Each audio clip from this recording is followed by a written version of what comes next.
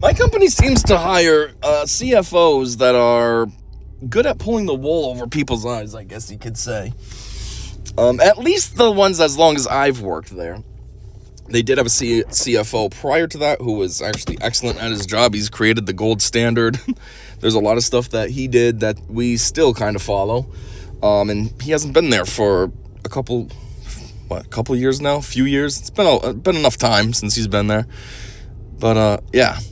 So, I've talked about this before, but you probably don't know off the top of your head because, I don't get that much listeners and all this. So, I'll bring up our last CFO, the one after the good one. The one that was supposed to replace the good one. She was a pro at pulling the wool over everyone's eyes. They all thought she was so great. People used to talk so highly of her. Oh, she's so smart and blah, blah, blah this and blah, blah, that. And, I saw through it since day one. I always thought, I don't know about that. Are you sure about this? She just didn't give me the proper vibe that she really was that special. And the reason for this is because I always thought her job didn't seem that difficult. She's just the CFO. All she has to do is balance the books, pay bills. I'm like, that's not hard. That's just dealing with numbers all day. Okay.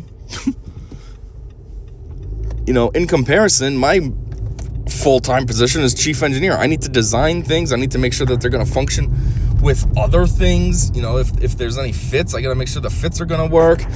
Then I work with the tool room to make sure he has everything he needs. Sometimes I need to adjust things in accordance to what he requests and all this, which then may affect upstream things. So I gotta, there's a lot more to it than just, okay, this bill was $10. I paid $10 bill. There's $10 less in our account. Oh, I smart. So I thought, okay, everyone needs to calm down. I'm not saying she's dumb, but she ain't that smart either. The way that they were building her up was acting like she's running the whole company or something all by herself. Oh, that's some skill. And then the other thing, why I never really thought she was that smart, was because over time I heard things about her and I was like, yeah, this broad isn't even serious. I heard in her college days, she was a huge slut. I think it came from her mouth herself that she had a different guy in her dorm room every single week. So I'm thinking, okay, if she was in a dorm and went to a normal 4-year school to get her bachelor's, I don't know what her degree level was, but I just assumed bachelor's because that's easy enough math in my head. I'm like, I don't know how many weeks of school you would be there for because, you probably get the summers off. So let's say it's 40 weeks of school. The 12 weeks are for the summer months off. So 40 times 4, that's 160 weeks of school. So I'm like, that's 160 weeks in a dorm. So that's 160 guys that she's fooled around with. And I'm like, and that's just college. What has she done before college? What about after college? I'm like, geez, so she's a Titanic whore. So that didn't impress me very much. I'm like, are you really that smart when all you're doing is worried about getting dick? Are you even focused on your studies? Or are you just focused on, getting that cock jammed down your throat or whatever? I don't know. And then she also was talking about how she used to party a lot in college. All the drinking she'd do. That's why she was hooking up with guys, because she'd get drunk and then make bad decisions and blah, blah, blah, blah. And it was just oh my God, so you're telling me that this broad's an alcoholic whore? And we're pretending that she's so smart? Because now that she's finally settled down. Oh, I'm in my 30s, I'm going to settle down now. And now all of a sudden we're supposed to pretend she's something special? Here we go. In comparison with me, I guess maybe that's why I think this stuff bad about her, because in comparison to myself, I have 3 degrees and I was focused the whole time. I worked full time. I went to college full time. I maintained my grades the whole time. I never drank. I never did drugs. I never smoked. I wasn't whoring around. Geez, I don't think I had my first girlfriend until after I graduated college, actually. Yeah, now that I'm thinking about it, my first one might have been either right after I graduated or, maybe right before that. Yeah, right before I graduated.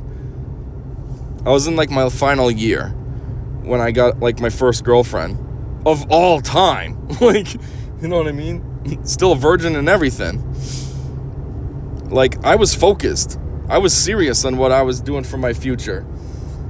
I wasn't making retarded decisions and, let's see what happens. So anyhow, yeah, I never thought too highly of her just because of all her bad decisions and her semi-basic degree path. From what I understand, anyways, she wasn't even... Actually, no, there should be another point. I'm phrasing this all wrong. So then things started to come out after. She ended up quitting the company. She left and went to another company, and then things started to come out. So one thing that came out was that apparently, because a lot of people that worked at the company that I'm with now actually came from another company. Another company went out of business, and for some reason there was a mass migration to my company.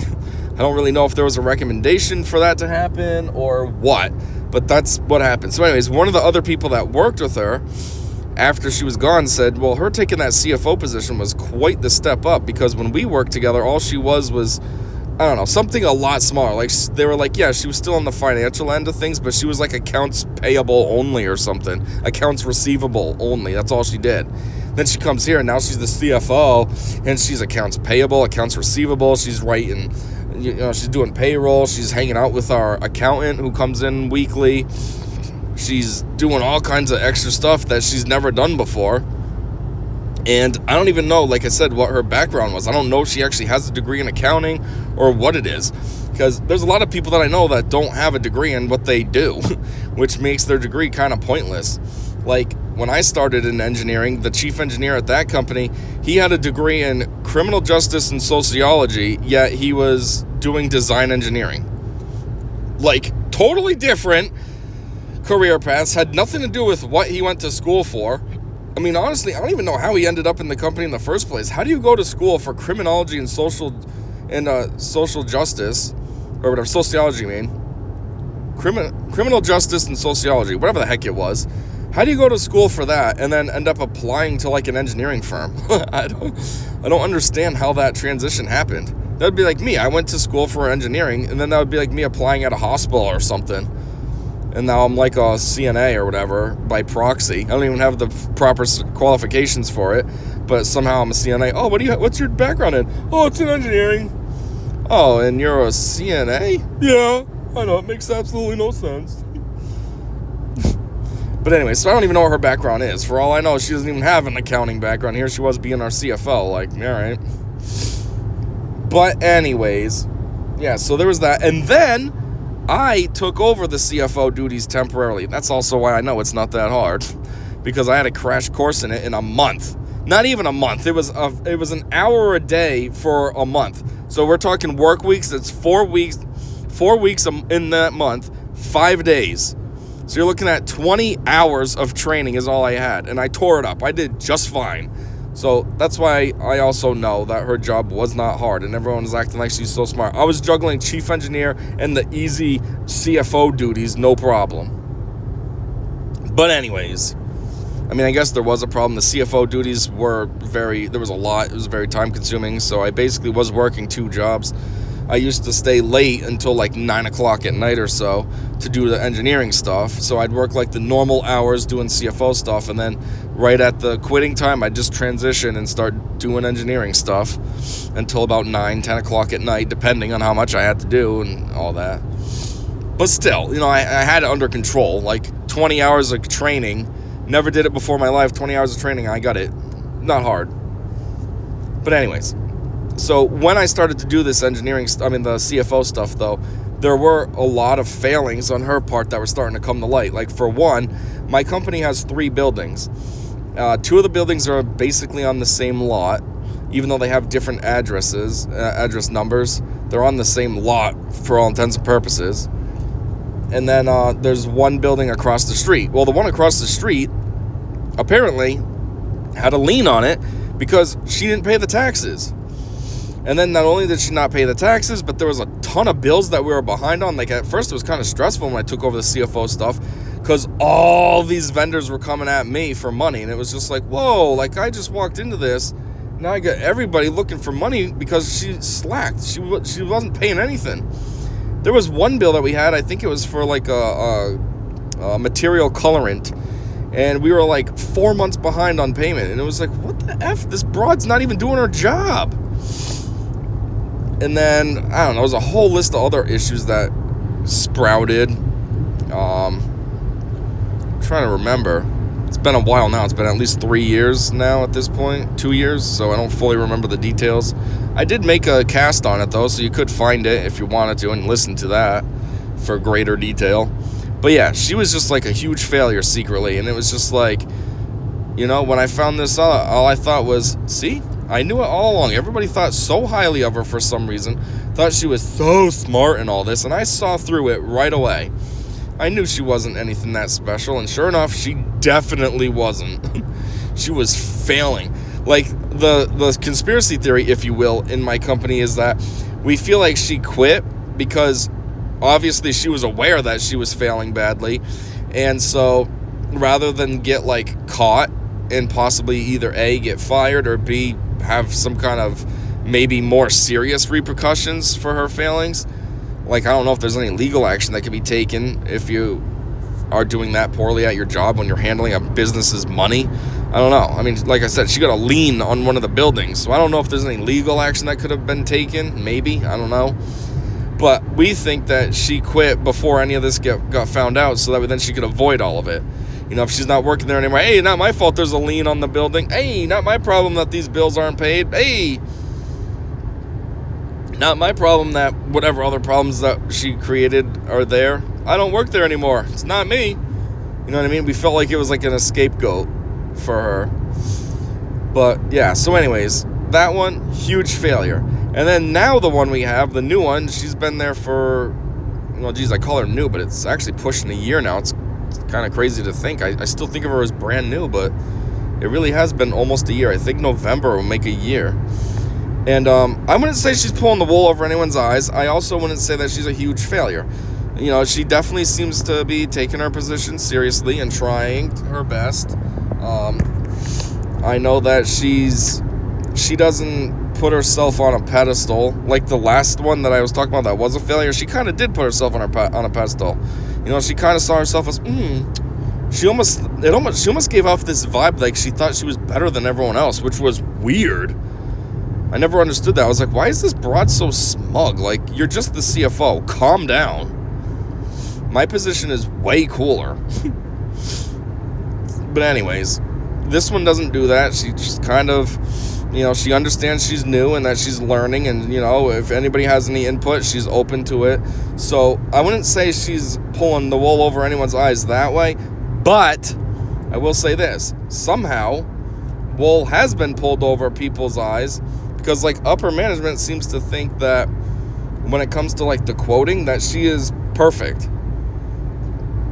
You know, they always trust her judgment on the quoting aspect of things, and it kind of annoys me because, like, I know all about this. I have been doing quotes. When our CFO left, the last one, the problematic one, and then we got her, in between that time of, like, 2.5 years or whatever it's been, I was doing the quotes. So I know how everything works. I know the back end on the system, all that. You know, I know it's a pain in the butt. I hate doing quotes, but, you know, I know all about it. I've gotten very accustomed to it. It for a little bit, it basically was my job. Over the summer, that's all I did this year. It was just quotes because we had a ton of them because of Trump's tariffs. So it was like bringing in a ton of interest from companies to, like, leave China and come to the States, you know, keep it domestic. So I wasn't even chief engineer anymore, basically. I was just quotes. Quote, quote, quote, quote, quote, quote, quote, quote, quote. It sucked. But anyways, so now we've finally gotten it so that the new CFO is doing quotes, so that way then I can be freed up to actually do engineering work. And, like, I don't know, they seem to think, like if there's a project, like the one that's coming up now, they want me to do the quote, but then they're like, have her double check it. You know, you can do the quote because there's, like, new parts, so I kind of have to do a portion anyways, the engineering portion. So it just makes sense if I just do the quote while I'm at it instead of doing the engineering and then handing it off to her to finish. But at the same time, they're like, and then just have her take a look at it, double check it, make sure everything's fine. And, like, I'm just like, do you guys not realize that she fundamentally doesn't know what she's doing? She's never tried to state otherwise. She doesn't act like, yes, I'm the quote master. I am so great at my job. Like, all she has is a spreadsheet that she created that basically makes it so that when she runs numbers down, it comes out identical to how the system does it. That's all she has. And okay, that spreadsheet is good because it can really show you like details on why something costs what it costs, because our system doesn't really do that. The system just gives you a flat number. Not really a flat number. There's a little bit of detail, but it's not that great. So you look at it and you're like, okay, this is what I have, but what is this really telling me? And it's hard to manipulate some of it. Like if you wanted to cut your overhead rate in half or something, let's say, it's kind of hard to do. You got to go into the back end of the system, find out where the overhead rates are and all that, change it, but make sure you remember that you changed it so then you can change it back later and then rerun the quote. And it's a hassle. Where her spreadsheet is simple. You want to change it? Sure. It's an Excel spreadsheet. You just type a different number and boom, bam, done. The whole thing's updated. There you go. Here's your new number. So yeah, and everything is laid out. All the margins, all the selling G&A, all the markups, all the everything. It's all right there. So that's the only thing that's really good about her spreadsheet. But otherwise, she built it to match the system. And like they take this like it's some, I don't know, official godsend document, and it's like, guys, this is exactly the same thing that I ran. I used the system, and if you didn't notice, I got the same numbers as her because she built this so it matches the system. Like, you guys are getting too excited over nothing. Additionally, there's a lot that she doesn't know, like just doesn't know at all, which kind of is starting to irritate me. Because, like, for example, anytime we need a standard, our system operates off of standards. When you do the quotes and everything, it needs to have a standard in the system to look at to do the quote. And a lot of times we need new standards just for like a new material, just so then you have it on record that material X was used with this part and blah, blah, blah. Well, a lot of the materials we use are just derivative of current materials. Like we might get a PET material from a different vendor, but it's still PET, and we already have PET from like 4 different vendors. So if there's a new PET, just copy the standard of the other PETs. Any one of them, choose one of them, boom, and copy it just with the new material. Everything will be the same. Your cycle times will be the same. Your overall part weight's going to be the same. Your cavitation will be the same. Nothing's going to change other than what material is being used. Oh, this material from company X is being used instead of this material from company Y. Like, it's not that hard to figure out. Yet, every single time we have a new material, she's always bugging me to do a standard for her, and I'm just like, girl. I don't know, she's not really a girl, she's probably like 45, I estimate, maybe 50, I don't know. She's all gray, but she also has like a daughter in high school, so I'm like, I don't know how old you are. You either had a lot of kids and this is just your last one, or you just grade real fast and you're only like, 47. I don't know. But regardless, it's just like, I showed you what to do before. This is a PET. Copy the PET standard. Don't bug me for something so trivial like this. Like, it's one thing if we have a new standard, we're sampling something new. Yeah, okay, then obviously I have to make the standard for it because I have all the information. I either came up with the part weights from the design, or I have a physical part that I weighed up or whatever. Then I came up with an estimation on what frame we could use so I could come up with cycle time, etc., etc. But a material, just copy an existing material spec. Don't bug me. It's annoying. Or another failing that she has is the other day. So we do price lists for a couple of customers, literally just a couple. I don't know why only them two and nobody else, but anyways, one of them is coming to expire now. It's going to expire at the end of November. So we were trying to get ahead of the curve and make the new one. And so there was 2 portions to it. There was the regular, if you will, portion using existing materials and all this that our new CFO ran. And then there was the one that needs standards. And again, all it was just a different material, copy the PET standard. So that was annoying that I had to do all those when it was something basic she could have done herself. But whatever. We can tag team it. I can help you. Makes me annoyed because no one helped me when I did the last 2 years of price lists, 2 of them. So it's like 4 price lists I had to do. And price lists suck because they're big. We put a lot of stuff on them. It's so that way then the customer can almost like they don't have to request a quote. If they want to order something from us, they just look at the price list and send us a PO. And then we just honor that. Yep, okay, this matches the price list. Get it moving. And it saves time. Then nobody has to quote. You know what I mean? If we have a price list, sales can just verify that the price is what it's supposed to be. Saves time. I don't have to quote. The CFO doesn't have to quote. It's already been done. But in the process, it just sucks. There's a lot of things we got to put on there, so it takes a long time. So anyways, yeah, nobody helped me with any of this, but whatever. That's fine. I can help you, I guess. You know, create some positivity moving forward, I guess, you know. But anyways, so later I was filling in. So the chart is in a shared directory where we put our quotes. So then I have access and she has access. So I have the thing open. Her portion's already all filled out. So I'm going to add in my portion. Now there's one part that the price was just ridiculously high. Ridiculously high. I recognized it right away. I'm looking at it like, that is not right. There's no way that is right. That is insane. I'm looking at the quote I did, and it's like half as much. And I'm like, the prices should be roughly the same. Why is mine half as much? Something's not right here.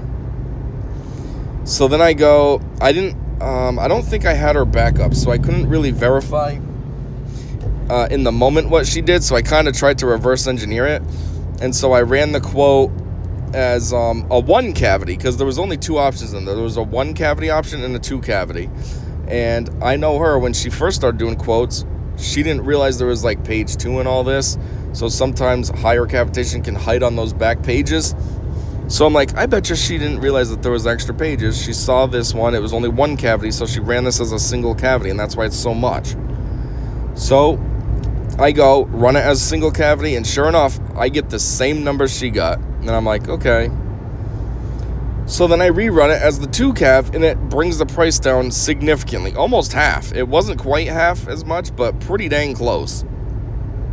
I think the original price at like the 1,000 piece, at the 1,000 piece break was something like $4,019, and then after when I reworked it, it brought it down to like $2,635, which is still a lot. $2,000 for 1,000 pieces, that is a lot. Like normally we sell stuff at like $700 1,000, not $2,633. But in comparison, it's way better than $4,019. So I was like, yeah, okay, this is a huge improvement. And it was more in line with where I was at, you know. My quote, I don't remember what mine was, but mine was somewhere in that range, because the materials, the prices were pretty close. So the price for the overall part was pretty close, because, you know, material price wasn't like super way off. So anyways, but yeah, I see this, and then I'm just thinking like, you know, this is ridiculous.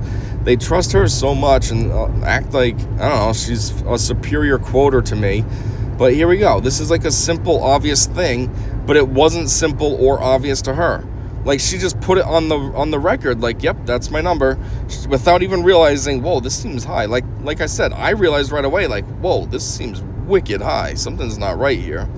But her, clearly it didn't raise any red flags. She was just like, yep, that's the price. That's what the system gave me, $4,019, so I'm putting that on the price list. Yep, that's it. No, it's not. And yeah, so like it kind of flustered me, because I'm like, you know, these people acting like she's so special, and yet something obvious like this, it just flies right over her radar. She's got no idea. Anyways, and then what else? Actually, she had there's some other little things too that she never can figure out, which I don't understand why. I've made her spreadsheets and everything, she still can't figure it out. Like a basic conversion on, so when we use colorant, it's a 25-to-1 ratio. So for example, if you're using 25 pounds of base material, you need 1 pound of colorant to go with it. 25-to-1, pretty simple. So when we quote things, we talk about things in grams, but when it comes time to quote, we use ounces, because everything becomes pounds. So it's kind of weird. I don't know. We use both metrics. So anyways, if you're going to need to figure out how many pounds of material you need, it's not that hard of an equation. You just got to take the part weight in ounces, times it by X price break. Let's say it's the 25,000 price break. So you're going to do part weight in ounces times 25,000. That gives you how much total ounces that you need for material.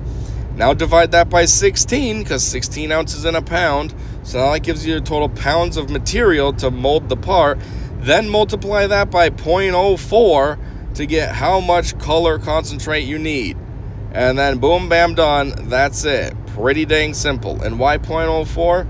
Because 0.04 is 1 divided by 25. It's 1 over 25. A 25 to 1 ratio is 1/25 is the same thing. You're using 1/25 as much colorant as you are base material. And boom, there it is. There's your colorant needs. Pretty simple. But yeah, I don't know. She doesn't seem to be able to remember that. I also had one for... What else was there that she can't ever figure out? Was it just that? I don't know. Because I also have one for like liners, and I have one for tariff. I think she's got the liner and tariff one figured out. It's just the pounds for colorant. I'm just like, it's not that hard. It's a pretty basic calculation. I mean, seriously. It's just general logic. Just translate everything and bring it to figure out what you need. Like, it's not like I'm doing some rocket science here. I mean, I just laid out the whole equation verbally, fairly easily. It's not complex. But yeah, she just never can seem to remember how to do that right, so she screws that up. So there was a quote recently that she screwed something up. I don't remember what it was. I don't remember at all what it was, but it was something small like that. I caught it, and I was like, oh, it's just this. You did this. And then she's, oh, oops, beep, beep, beep. And I'm like, here we go, though, you know? They look at her as, oh, this is our quoting queen. And it's like, no, she's not. Like, I'm not trying to talk crap, but, like, she's still learning, and she's not that good at it. And I don't understand why they're blinded. These upper management people don't get it. They think her quotes are so great. They think our COO is wonderful, even though he's absolutely useless. And it's kind of annoying to still see him there. Like, bro, just quit. Why do you still work here? You're bringing nothing to the table, you dickhead. But anyways, yeah, that's all. This was something that I didn't even know how it was going to go. I was trying to plan this out all day, because this is what I was thinking about talking, just because I was kind of frustrated. Because, like, I want to talk to upper management and be like, do you guys not realize she's not as great as you think she is? Like, you want me to have her verify my quotes, but I can guarantee you my quotes are going to be better than hers. So what am I having her verify it for? She's the one that has mistakes that I catch regularly. She's the one that doesn't understand how to do quotes other than copying the system. She's the one that doesn't understand how to figure out how much colorant is needed for a part. She's the one that doesn't understand that copy a PET standard that exists when you have a new PET material option. Like, what am I going to have her double check my work for? If anything, I should be double checking her work. Ugh. But then I'm like, it's just going to fall on deaf ears. They're not going to listen. They're going to hear me, oh, well, blah, blah, blah, blah, blah. So I wanted to talk about it here, but I didn't really know how to go about it. I guess how I went about it worked fine, though. Talk about the last CFO, and then swing it around to this new one. Anyways, I guess that's all I got. Just a relatively quick little rant. I know it's quick because I'm still on the highway and still have a few exits to go before I'm even at my exit, and then I still have a couple of miles to go before I'm even home. So, yeah, this ended very early, but whatever. I guess that's all I got. So thanks for checking this out with me, and until next time, whatever that might be, I said see ya.